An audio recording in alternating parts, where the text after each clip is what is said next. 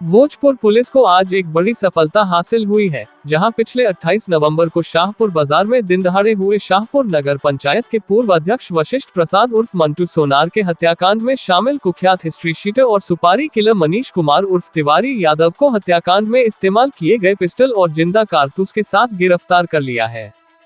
इस हत्याकांड की गुत्थी सुलझाने के लिए भोजपुर पुलिस की एक विशेष टीम काम कर रही थी, जिसने तकनीकी और अन्य सबूतों के आधार पर पूर्व नगर पंचायत अध्यक्ष की हत्याकांड मामले का उद्भेदन करते हुए हथियार के साथ सुपारी किलर को भी गिरफ्तार कर लिया है। इस बात की जानकारी भोजपुर एसपी संजय कुमार सिंह ने आज प्रेसवार्ता के दौरान दी है, जहां उन्होंने बताया कि पूर्व नगर पंचायत अध्यक्ष मंटू सोनार की हत्या की साजिश जेल में बंद एक कुख्यात के साथ मिलकर रची गई थी, जिसमें एक सुपारी किलर को 6 लाख की सुपारी देकर हत्या को अंजाम दिलवाया गया था।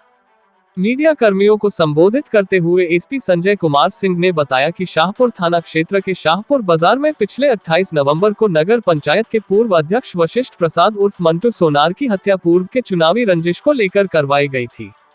एसपी के मुताबिक हत्या की साजिश जेल में बंद कुख्यात अपराधी के इशारे पर करने की बात सामने आई है। एसपी ने बताया कि इस सनसनीखेज हत्या की गुत्थी सुलझाने के दौरान पुलिस ने जेल में भी छापेमारी की थी, जिसके बाद मिले साक्ष्यों के आधार पर हत्या में शामिल सुपारी किलर को रविवार को पिरो थाना क्षेत्र से गिरफ्तार किया गया है। गिरफ्तार सुपारी किलर के पास से एक पिस्टल, एक जिंदा कारतूस, एक मोबाइल और तकरीबन 2 किलो गांजा पुलिस ने बरामद किया है। एसपी ने बताया कि हत्या के दौरान घटनास्थल के पास एक लाइनर भी मौजूद था, जिसके बाद गिरफ्तार सुपारी किलर अपने एक साथी के साथ शाहपुर बाजार पहुंचा और ताबड़तोड़ 5 गोलियां मार मंटू सोनार की हत्या कर दी। फिलहाल पुलिस हत्या में शामिल बाइक पर मौजूद एक बदमाश और एक लाइनर की गिरफ्तारी में जुटी है।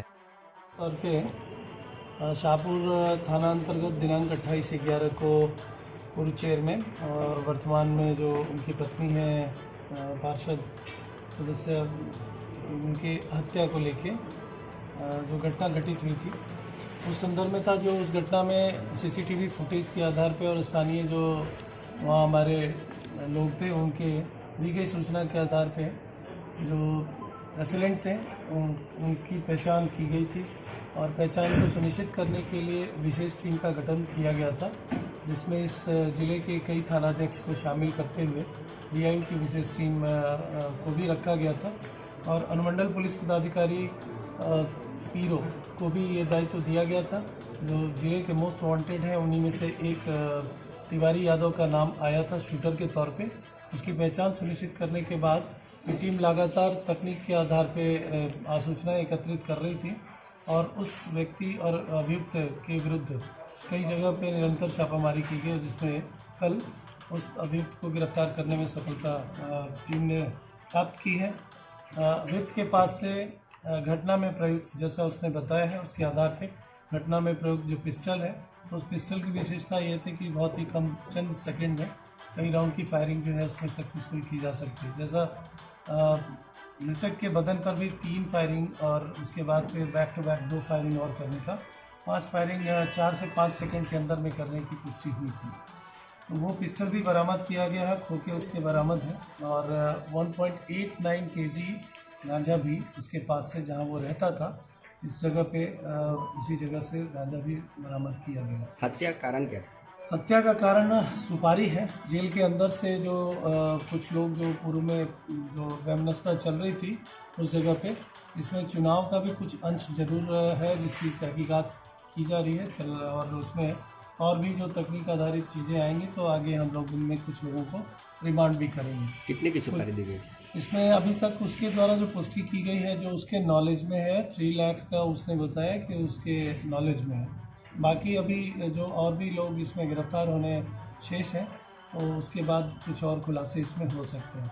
इस पूरे घटनाक्रम का महत्वपूर्ण पक्ष ये है कि उस व्यक्ति की हत्या किए जाने के पीछे कई दिनों से साजिश चल रही थी और घटना के दिन स्थानीय बाजार में भी जब वो थोड़े समय के लिए मृतक अपने घर के सामने आए थे तो दिन के समय में करीब 2:10 के आसपास में उनको वहीं से लाइन दिया गया था और इसका कनेक्शन सीधा जेल से ही स्थापित हो रहा था।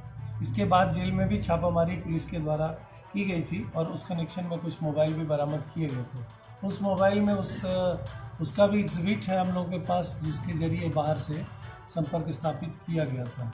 वो भी एक षड्यंत्रकारी जो अंदर बंद था उसको इसमें किया गया था। हाँ, इसमें पुष्टि हुई है जरूर उसकी। और इसमें जिन लोगों के द्वारा घटना को कारित करने के लिए इसमें षड्यंत्र किया गया है, उसमें मल्टीपल लोग आए हैं। जेल के अंदर में 4 लोगों की संलिप्तता इसमें आई है और जेल के बाहर से भी, तो उसमें अनुसंधान अभी पुलिस कर रही है। एक प्रमुख और जो एसेलेंट के साथ में जो राइडर था, जो गाड़ी चला रहा था और जो लाइन दिया जा रहा था, तो उन लोगों की भी गिरफ्तारी की गई। राइडर की गिरफ्तारी अभी शेष है। इसमें जो व्यक्ति पकड़ा गया है, ये व्यक्ति पहले से भी कई कांडों का वांछित था, जिसमें एक हत्या का कांड था, एक हत्या के प्रयास को लेकर था, सरेआम बाजार में उसमें भी फायरिंग किया था। तो ये भोजपुर जिले के लिए मोस्ट वांटेड की गिरफ्तारी की एक महत्वपूर्ण कड़ी है, जिसमें इनको गिरफ्तार किया गया। इनके गिरफ्तारी से कई और जो आने वाले टाइम पे कोई और घटनाएं थी, उसको मतलब निरोध करने में भोजपुर पुलिस को सफलता भी मिली है। सर, जिनकी भी हम लोग वर्क कर रहे हैं। जिनकी हत्या हुई, क्या उनका भी कुछ रहा है क्या अपराधी के साथ कोई संबंध पहले से, चाहे कुछ भी इस तरीके का? नहीं, जो मारने वाले अपराधी हैं उससे कोई डायरेक्ट संबंध स्थापित नहीं हुआ है, लेकिन जिन लोगों ने षड्यंत्र किया है उससे संबंध स्थापित है और उससे उनकी कोई ना कोई दुश्मनी उसमें रही है और किसी न किसी तरीके से आपराधिक घटनाओं में संलिप्त किए जाने, कराए जाने के बिंदु पर भी ये बातें आई हैं। लेकिन वो अनुसंधान का तथ्य है जिसको हम लोग और भी बेहतर तरीके से साक्ष्य के आधार पर लाएंगे इसमें। तो ये थी आरा से आरा एक्सप्रेस के लिए छोटे विकास की विशेष रिपोर्ट।